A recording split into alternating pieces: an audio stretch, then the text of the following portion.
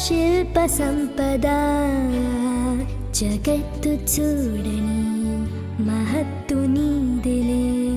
నీ నవ్వు తాకి తరించి తపస్సిలా నిశీదులన్నీ తలోంచి తుషారానివా.